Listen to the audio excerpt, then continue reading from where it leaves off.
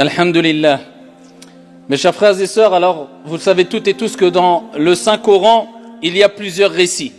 Et ces récits nous permettent de méditer, nous permettent de puiser des leçons qui nous serviront à chaque instant de notre vie. Donc, les récits passés ne sont pas abrogés. Mais à travers les récits passés, on puise des leçons afin d'avoir un avenir meilleur. Et parmi les plus beaux, parmi les plus grands, parmi les plus extraordinaires des récits, il y a un récit qui est quelquefois méconnu de certains malheureusement, et walillahi alhamd, et Dieu soit loué, connu par un grand nombre de personnes. Ce magnifique récit est le récit de Al-Isra wal-Mi'raj, le voyage nocturne et l'ascension. La nuit et pas le jour. La nuit où le prophète alayhi salatu wassalam a voyagé avec comme monture Al-Buraq de la mosquée sacrée de la Mecque jusqu'à la mosquée Al-Aqsa à Jérusalem. Et c'est cette même nuit-là où le prophète a monté, a dépassé les 7 cieux pour rencontrer son Seigneur Tabaraka wa Ta'ala. Et c'est ce qu'on va voir rapidement, wa billahi tawfiq. Ayyuha al-musalloun, il faut savoir qu'un sermon ne suffirait pas pour ici s'attarder dans les riches enseignements et leçons qu'il y a dans ce magnifique récit de Al-Isra wal-Mi'raj. Mais le but ici, c'est de vous donner quelque part l'eau à la bouche, de vous motiver, afin de poursuivre ici les recherches sur ce sujet, et afin de voir et chercher ce qu'ont dit al-ulama, al-rabbaniyoun, les savants, sur ce récit-là. Et quelles leçons ont-ils puisé sur ce récit-là? Donc je vous dis ça tout simplement parce que je réitère mes propos. Malheureusement, je ne pourrai pas vous citer toutes les leçons qui sont très nombreuses et très très riches à travers ce récit. Mais je vais vous donner ici des informations afin de savoir et de comprendre de quoi parle-t-on quand on dit Al-Isra ou Al-Mi'raj. Alors la première des choses à savoir, ayyuha al-musalloun, c'est que Allah subhanahu wa ta'ala, avant même que le prophète alayhi salatu wassalam, rencontre son Seigneur Tabaraka wa Ta'ala, il nous donne une grande leçon à travers cet événement-là. C'est la leçon suivante. Peu importe ce qui t'arrive dans ta vie, peu importe les difficultés que tu rencontres, sache que ton Seigneur a dit. Retiens cette parole, tu l'as déjà entendue, tu la connais peut-être, mais grave-la dans ton cerveau et dans ton cœur. La yukallifu Allahu nafsan illa wus'aha. Allah ne donne pas à une âme une charge au-dessus de sa capacité. Peu importe les difficultés, les problèmes que tu rencontres, sache qu'ils vont s'atténuer un moment ou un autre. Et sache que c'est un test de ton Seigneur Tabaraka wa Ta'ala pour tester le degré d'amour vis-à-vis de lui que tu as atteint, tout simplement. Et ici, les êtres humains, divergent quant à leur niveau de patience, leur degré de patience. Et ça permet à Dieu, bien qu'il sache, mais pour nous montrer à nous-mêmes avant tout, de se rendre compte, que toi tu te rends compte, que nous nous rendions compte concrètement, où en sommes-nous par rapport à notre amour vis-à-vis de Dieu, car c'est à travers la patience qu'on sait où on en est dans notre amour vis-à-vis d'Allah subhanahu wa ta'ala. Et plus Allah, il aime une personne, et plus il l'éprouve. إِذَا أَحَبَّ اللَّهُ قَوْمًا إِبْتَلَاهُمْ كَمَا قَالَ عَلَيْهِ أَفْضَلُ الصَّلَاةِ وَأَزْكَى التَّسْلِيمِ. Donc, c'est quelque part une bouchra, une bonne annonce quand tu es éprouvé et tu t'en remets à Dieu. Tu dis Alhamdulillahi ala kulli hal. Sache qu'aujourd'hui c'est dur. Walakin ce terme, Alhamdulillah ala kulli hal, il va te rapporter gros au paradis bi'idhnillahi rabbil alamin. Le prophète alayhi salatu wassalam, il a enduré comme personne n'a enduré. C'était le prophète alayhi salatu wassalam. Et particulièrement, tout au long de sa vie, mais particulièrement, vous connaissez toutes et tous, je pense, ce récit qui concerne Amul Huzn, l'année de la tristesse. Alors ça nous arrive à toutes et tous quelquefois quand on met la cassette en arrière de notre vie, de se dire, ah tiens, il y a telle année, cette année-là c'était une année particulièrement difficile. Eh bien ça c'est un décret d'Allah Azza wa Jal. Souvent Allah subhanahu wa ta'ala va faire que ici il y a des périodes qui sont plus difficiles que d'autres. Et le prophète sallallahu alayhi wa sallam a vécu cela. Et en intensité fois 1000 par rapport à ce que nous vivons nous, ou plus.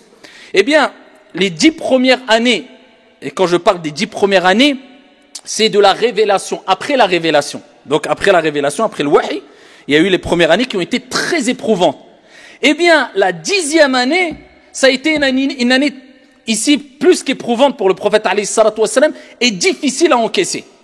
C'est cette année-là où non seulement c'était le summum de la persécution, etc. C'est cette année-là où sa femme, qui a été la première personne, c'est pas la première femme ou la première personne qui a cru au prophète Mohammed alayhi afdalus salati wa askat taslim. Quand le prophète a eu la révélation Iqra et il est redescendu de la montagne et il est parti se diriger vers ce cocon familial, vers son épouse Khadija radiyallahu anha wa ardaha, et qui lui a raconté ce qu'il s'est passé, elle a dit wallahi la yukhzika Allahu abada. Ton Seigneur ne t'abandonnera jamais. Et elle a rapporté les qualités qu'avait le prophète alayhi salatu wassalam, et elle a cru en lui. Alors que même lui, il se disait, mais qu'est-ce qui m'arrive? Suis-je fou? Il était en panique. Khadija, qui a été un grand soutien, dans cette année-là, elle est décédée. Qui est décédé aussi? Son oncle. Avant Khadija, son oncle est décédé, Abu Talib. Abu Talib qui a été ici une personne qui l'a soutenu et qui a été un rempart pour le prophète alayhi salatu wassalam contre les agressions des Mécois, etc. contre lui. Donc Abu Talib a soutenu énormément le prophète. La même année, il est décédé. Le prophète pris de tristesse énorme. Le prophète alayhi salatu wassalam, il ne s'est pas arrêté là. Vous savez, 10 ans de dur travail. Il a tout sacrifié alayhi salatu wassalam pour que nous, aujourd'hui, cette année-là, ce moment-là, on soit dans un endroit confortable, en train d'écouter le prophète a dit, les compagnons a dit, Allah Jalla wa Ala a dit, dans une ambiance de sécurité et avec le ventre plein et en sachant qu'on va rentrer chez nous et parce que tout simplement on a un toit où dormir tranquillement. Alayhi afdalus salati wa askat taslim. Qu'avons-nous fait nous par rapport à eux? Ayna nahnu min haoula? Le prophète alayhi salatu wassalam, il s'est pas arrêté là, vous imaginez? Nous, dès qu'il nous arrive quelque chose, on dit, ah, écoute mon frère, là, je suis tombé malade pendant 3 jours, me parle pas pendant 3 mois. Même quand on prend du plaisir, on part en vacances, faut se reposer 1 mois à l'avance. Je pars en vacances là, donc là, je coupe tout. Hein. Là, je pars en vacances. On revient de vacances, mon frère, je reviens de vacances. Aïe, t'es parti en vacances, pourquoi? On revient de vacances, il faut que je me repose, je reprends. Subhanallah, le prophète alayhi salatu wassalam, depuis qu'il a eu la révélation, Iqra, il n'a plus jamais goûté au repos jusque sa mort. Alayhi salatu wassalam. Eh bien, le prophète alayhi salatu wassalam s'est levé à continuer son travail, de prêcher la bonne parole, d'appeler les gens au bien, d'essayer de réunir, de réconcilier entre les gens. Et il s'est dirigé vers Taïf, comme vous le savez. Et à Taïf, comment ils l'ont accueilli? Ils l'ont accueilli de la manière la plus dure qu'il soit. Au début, il est resté quelques jours auprès d'eux. Certaines personnes n'ont pas voulu répondre à son appel. Ici, d'après certaines versions, il leur a dit de ne pas signaler le but pourquoi il était là. Si vous refusez, taisez-vous. Ils l'ont signalé. Ensuite, ils ont réuni les gens du village, les enfants, etc. pour le pourchasser, le chasser de Taïf en lui jetant des pierres jusqu'à ce que ses chevilles et ses pieds soient remplis de sang. Alayhi salatu wassalam. Imaginez-vous, toi tu entends aujourd'hui quelqu'un est mort dans ta famille. Imagine-toi non, c'est tes soutiens les plus forts. Après avoir vécu des années et des années d'épreuves. Ton épouse décède, ton oncle décède, tu continues ton travail, on te chasse, on te jette des pierres. Quel degré tu vas atteindre ici, là, pour pouvoir patienter? Quel degré tu dois avoir pour pouvoir patienter? Seul un prophète, comme le prophète Mohammed alayhi salatu wassalam, peut patienter à tout cela. Mais c'est un exemple pour nous. Laqad kana lakum fi rasulillah uswatun hasana. Vous avez certes dans le messager d'Allah un excellent exemple. Il a patienté, enduré, je répète, pour satisfaire Allah et ensuite pour nous, pour toi. Donc on doit quelque chose au prophète alayhi salatu wassalam, suivre son comportement exemplaire, ses nobles moralités alayhi afdalus salatu wa askat taslim. Donc le prophète alayhi salatu wassalam, vous savez que da'watul mazlum mustajab, quand quelqu'un il est opprimé, alors regardez le niveau d'oppression. Plus tu es opprimé, plus il y a des chances que ton invocation elle soit acceptée. Le prophète alayhi salatu wassalam, il était opprimé. Allah Jalla wa Ala voit cette situation. La situation que vit son bien-aimé. Il envoie Jibril alayhi salam, l'ange Gabriel lui-même. Et à Mohammed, voici l'ange des montagnes. Il suffit, parce qu'il a entendu ce que tu as vécu, il a vu ce que tu as vécu, il suffit que tu demandes quoi que ce soit, eh bien il exauce. L'ange des montagnes dit, si tu veux, ô Mohammed, que j'écrase ce peuple entre 2 montagnes, je le fais. Kun fayakun, Allah Azza wa Jalla veut quoi que ce soit, il dit soit ici. Hana, on aurait dit, écrase les montagnes et montre-moi avec mes yeux pour que je vois les détails. Avant qu'on aime bien se venger. Prophète alayhi salatu wassalam, hadith rapporté par Al-Bukhari ou Muslim fi Sahihain. Il dit alayhi salatu wassalam, je souhaite plutôt qu'Allah subhanahu wa ta'ala sorte des reins de ce peuple une progéniture qui adore Allah subhanahu wa ta'ala l'unique. Ar-Rahmatul Muhda. Wa ma arsalnaka illa rahmatan lil alamin. Ça c'est le prophète alayhi salatu wa salam. Il s'est pas vengé. Et ensuite le prophète a continué son chemin. Il s'est arrêté. Non, il est rentré, il a dit à Sayyid Baraka. Il a continué. Mais Allah subhanahu wa ta'ala, il t'envoie des signes quelquefois pour te rappeler que tu es sur la vérité quand on peut plus. Allah il te laisse pas. La yukallifullahu nafsan illa wus'aha. Il passe dans un endroit, alayhi salatu wa salam, il se pose et il lit Al-Qur'an. La parole d'Allah, kalamullah azza wa jal. Oui, qu'il a été envoyé qui à Taïf pour qu'ils écoutent, pour qu'ils reviennent vers la vérité. Ils n'ont pas écouté. Est-ce que ça s'arrête là? Est-ce que parce que les gens ne t'écoutent pas, tu t'arrêtes? Abadan. Toi, il t'est demandé de transmettre. Il ne t'est pas demandé d'imposer à qui que ce soit, de vouloir écraser les gens avec ta conviction religieuse. Toi, Allah il dit au prophète, wa ma alayka illa al-balagh. Il ne t'est demandé que de transmettre. C'est tout. Tu n'as pas à imposer quoi que ce soit ou te dire ils m'ont pas écouté, j'abandonne. Non. Le prophète, il a continué à marcher. Il fait halte dans un endroit, il récite le Coran. Les humains n'ont pas voulu l'écouter, mais les djinns l'ont écouté. Donc, ne te dis jamais, ça sert à rien ce que je fais. Abadan, tu ne sais pas. Wallah, peut-être 10 000 personnes vers qui tu dirigeais le message ne vont pas t'écouter. Une seule personne va écouter et à travers le message que tu as donné, eh bien, il va prendre des leçons et être profitable à 100 000 personnes. Allahu a'lam.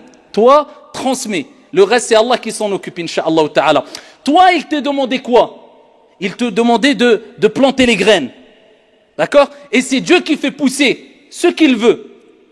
Et plus tes graines seront bonnes, ou dis si tu veux, plus ton intention et ta conformité sera bonne, et plus les récoltes seront bonnes. Et certes Dieu a dit vrai quand il dit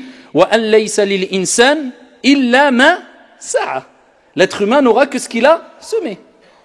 Ça dépend ce que tu as semé. Toi, tu dois être sincère et conforme. Ce que les récoltes qu'il va avoir, c'est pas ton problème. Peut-être ça va venir dans 1000 ans, tu seras même plus sur la terre. Eh bien, le prophète continue son message. Tout le monde ils n'ont pas voulu. Ils n'ont pas voulu répondre à son message, l'écouter. Eh bien, pendant qu'il lit le Coran, il y a des djinns qui se sont approchés. Ils ont entendu cette parole et en masse, ils s'approchent du prophète alayhi salatu wassalam, ils repartent vers leur peuple en étant des croyants, en adorant un Dieu unique en disant Inna sami'na Qur'anan ajaba. On a entendu un Coran extraordinaire, étonnant. Et ils ont cru en Dieu et ils se sont convertis, ils ont embrassé l'islam. Alayhi afdalu salatu wa taslim. Donc ne désespère jamais. Si les gens en face de toi ne t'écoutent pas, dis-toi dans ta tête, tant pis pour eux. Toi tu as transmis, ça viendra d'autre part. Si tu es sincère par contre, si tu es sincère, et si tu es conforme dans ta prédication avec sagesse, avec douceur, avec science, avec clairvoyance, wa illa, sinon tu perds ton temps, tu te fatigues pour rien. Le prophète il continue. Il continue jusqu'à être à Mecca. Et à Mecca, il fait halte dans une maison, la maison de sa cousine, il dort. Et pendant la nuit, qu'est-ce qui se passe? Eh bien c'est Al-Isra. Al-Isra c'est le voyage. Et Al-Mi'raj c'est l'ascension nocturne. Al-Isra c'est le voyage qu'a fait le prophète lors de cette nuit-là. Une nuit. Corps et âme. Corps et âme. Le prophète alayhi salatu wassalam, eh bien, il y a le plafond qui s'ouvre, il y a Jibril alayhi salam qui descend, il y a Al-Buraq, cette monture-là, comme il est mentionné dans Sahih Muslim, qui est présentée au prophète alayhi salatu wassalam, comme il dit lui-même, c'est une monture plus petite qu'un âne et plus grand qu'une mule. Et la monture, elle s'excite de joie, parce qu'elle va avoir l'honneur de porter sur son dos Muhammad alayhi afdalu salatu wa taslim. Et donc le prophète alayhi salatu wassalam monte sur cette monture-là, et ici il part de Mecca jusqu'à Al-Aqsa, Jérusalem. Allah Jalla wa Ala dit dans le Coran Subhanalladhi asra bi'abdihi laylan min al-masjid al-haram ila al-masjid al-aqsa alladhi barakna hawlahu linuriyahu ayatina. Gloire ça veut dire est exempt de toute imperfection, c'est-à-dire Allah. Celui qui a fait voyager de nuit de la mosquée sacrée jusqu'à la mosquée Al-Aqsa, dont on a béni ce qu'il y a autour, afin de lui montrer nos signes. Allah a voulu que le prophète voit quoi? Voit des signes. Pourquoi? Pourquoi Allah lui a donné cela à ce moment-là? Parce qu'Allah a vu tout ce qu'il a enduré pendant 10 ans. Et voilà, cerise sur le gâteau, Taïf, il lui jette des pierres. Là, il est arrivé au summum de l'épreuve. Eh bien, Allah, Jalla wa Ala, je vous ai dit, Allah envoie toujours des signes quand tu t'en peux plus pour te rassurer, dire, écoute, t'es sur la vérité, continue. Et ça, c'est min hikmatillah. Et quelquefois, des gens, ils ont al-karamat. C'est quoi le karamat? C'est des prodiges, c'est des choses extraordinaires qui arrivent à des gens pieux, à des saints, à des personnes vertueuses. Allah, il envoie des choses extraordinaires. Pas des miracles, mais c'est comme des miracles. Amma al-mu'jiza, le miracle, c'est khas lil anbiya wa rusul. C'est que pour les prophètes et les envoyés. Mais al-karamat, tu peux en avoir. Et donc le prophète, lui, il a eu une mu'jiza, un miracle. Donc Allah, c'est comme s'il lui a dit, tu n'en peux plus, regarde, tu es sur la vérité, on va te faire voir ce que personne avant toi a vu. Pour que ton iman, il monte jusqu'au, alayhi salatu wassalam. Il a été à un endroit où même l'ange Gabriel, il lui a dit à Rasul, le prophète, allez Jibril, suis-moi, on continue. Jibril a dit là, stop. Là, même moi, je peux pas aller. Il y a que un être humain qui peut aller où tu vas. Une créature. Toi, Muhammad, alayhi salatu wassalam. Et le prophète, alayhi salatu wassalam, il arrive à Al-Aqsa. Il rentre. Là, il fait le voyage, pas l'ascension nocturne. Hein. Là, il fait le voyage. D'accord? De Masjidul Haram, il a Masjidul Aqsa. Il arrive là-bas et il pose ici la monture. Il l'accroche dans un endroit où accrocher leur monture. Les prophètes et les envoyés, c'est un endroit connu à Al-Aqsa à Jérusalem. Et ensuite, il rentre dans la mosquée, il prie 2 rak'at, il est rapporté qu'il y avait plein de prophètes qu'il a reconnus là-bas, comme Ibrahim, etc. Ensuite, il sort de la mosquée, et là, Allah l'élève, avec Jibril alayhi salam aussi, et il va passer et dépasser les cieux. Il va jusqu'au premier ciel, accompagné de Jibril. Jibril demande l'autorisation de rentrer. Ils disent, qui est-ce? Ils disent, c'est Jibril. Qui est avec toi? Muhammad. A-t-il reçu la mission? Oui. Ouvrez la porte. Et donc ici, il monte le premier ciel. Et c'est qui lui souhaite la bienvenue dans le premier ciel? Isa alayhi salam. Adam alayhi salam, afwan. Adam alayhi salam, Adam. Adam réceptionne, accueille le prophète alayhi salatu wassalam et lui souhaite la bienvenue. Ensuite, le prophète continue à monter jusqu'au deuxième ciel. La même conversation. Qui est là? C'est l'ange Gabriel. Qui est avec toi? Muhammad. Est-ce qu'il a reçu la mission? Oui. Et ensuite, on lui permet de monter au deuxième ciel. Et c'est qui l'accueille? Ici, c'est Isa alayhi salam, Jésus. Ensuite, il monte au troisième ciel. Isa alayhi salam, c'est qui l'accueille? Yusuf alayhi salam. Ensuite, il monte quatrième ciel. C'est qui l'accueille? Idriss alayhi salam. Il monte cinquième ciel. C'est qui l'accueille? Haroun alayhi salam. Il monte sixième ciel. C'est qui l'accueille? Moïse, Moussa alayhi salatu wassalam. Et il monte jusqu'au septième ciel. C'est qui l'accueille? Et le hadith est rapporté par Al-Bukhari ou Muslim. Ibrahim alayhi salatu wassalam.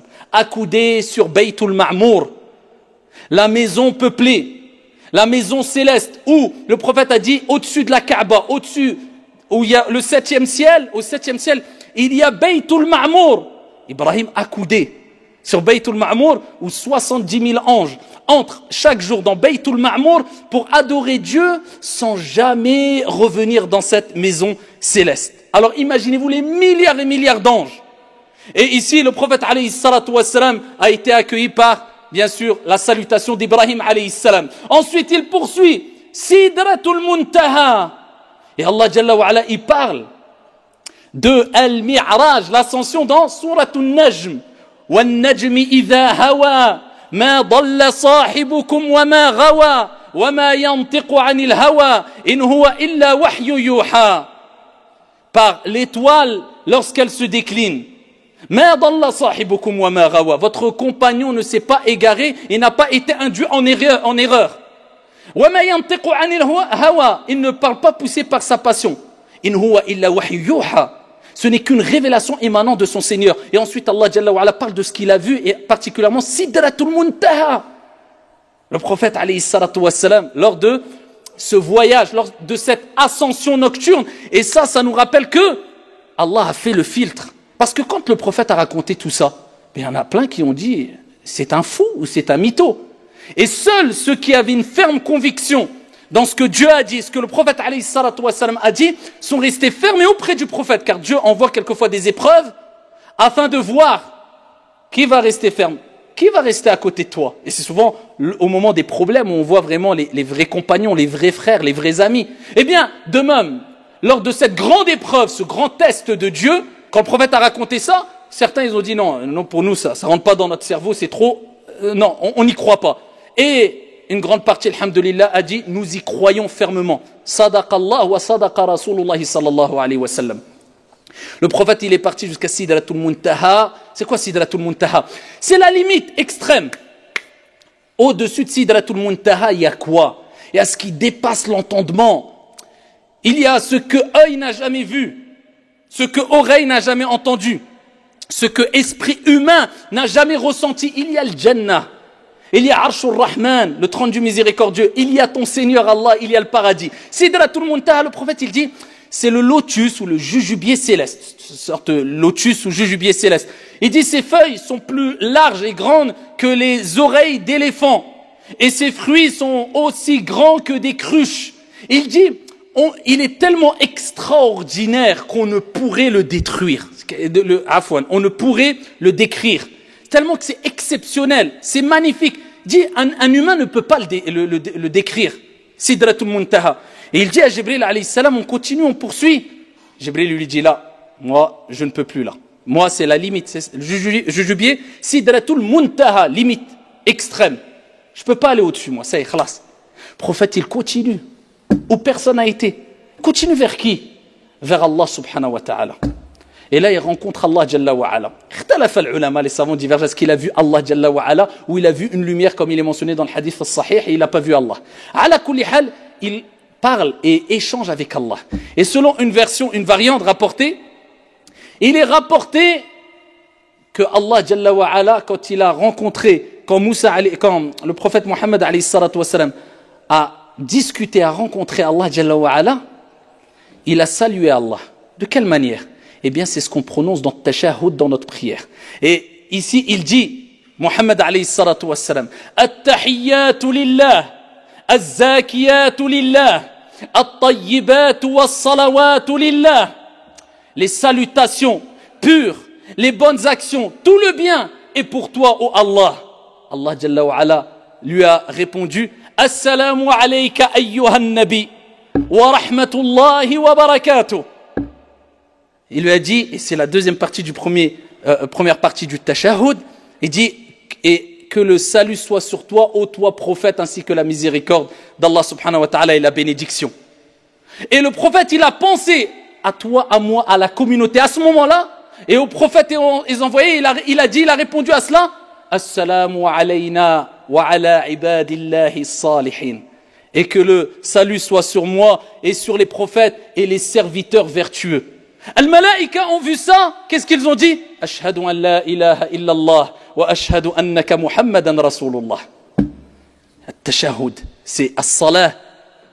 On doit vivre avec la prière. C'est la conversation d'Allah subhanahu wa ta'ala avec Muhammad alayhi afdalus salatu wa askat taslim. Ensuite, Allah Jalla wa Ala, comme vous connaissez le récit, Allah Jalla wa Ala directement, en direct, sans intermédiaire, Allah a voulu, eh bien, révéler, rapporter au prophète alayhi salatu wa salam un acte d'adoration qui est l'acte d'adoration pratique le plus important. Pas d'intermédiaire entre le prophète et Allah, Jibril, non, directement. Dieu a attendu que le prophète il ait dépassé les 7 cieux pour lui dire, ici, tu as 5 prières à faire, toi et ta communauté. 50 prières à faire, obligatoires.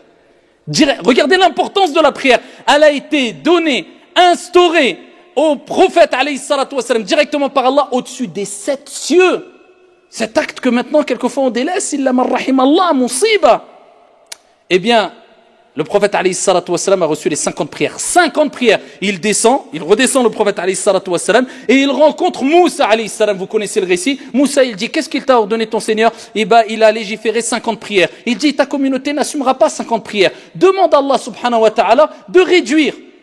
Le prophète remonte voir Dieu et dit, ya Allah, il demande un allègement. Allah, il descend à 45 prières. Il redescend vers Moussa. Moussa lui réitère les mêmes propos. Ça va être trop, ils n'assumeront pas. Et plusieurs fois, certains disent jusqu'à 10 fois, il a fait l'aller-retour, jusqu'à arriver à 5 prières.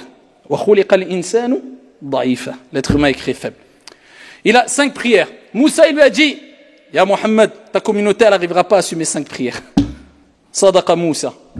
Et il dit, remonte voir ton Seigneur. Et dis-lui de t'alléger. Le prophète, il a dit, j'ai tellement eu honte. J'ai tellement hchemt. Je dis, je vais encore revoir Allah. Il dit, j'ai pas pu. Allah Jalla wa Ala dit, pour 5 prières, les croyants auront la récompense de 50 prières. C'est-à-dire tu fais 5 prières, tu as la récompense de 50 prières. Ensuite, le prophète alayhi salatu wassalam, eh bien, a vu plusieurs choses lors de l'Isra wal Mi'raj. C'est très long, mais il a vu. C'est pour ça qu'Allah Jalla wa Ala dit Linuriyahu ayatina, afin de lui voir nos signes. C'est quoi les signes? Al-Buraq. C'est quoi les signes? Le voyage. Il a vu Moussa, il a vu Ibrahim, il a vu Isa, il a vu les prophètes, il a vu Sidratul Muntaha, il a vu plein de choses, plein de choses. Parmi ces choses-là, c'est là où le prophète, cette nuit-là, il a vu beaucoup de tourments, de personnes qui étaient tourmentées parce qu'ils avaient fait de la médisance, ou ils avaient, etc. Il y avait plein de tourments qui ont été vus par le prophète alayhi salatu wassalam pour qu'il informe la communauté en disant méfiez-vous de faire cela, méfiez-vous de voler, méfiez-vous de mentir, méfiez-vous de cela, parce que j'ai vu des gens qui avaient tel tourment à cause de cela ici lors de mon ascension nocturne.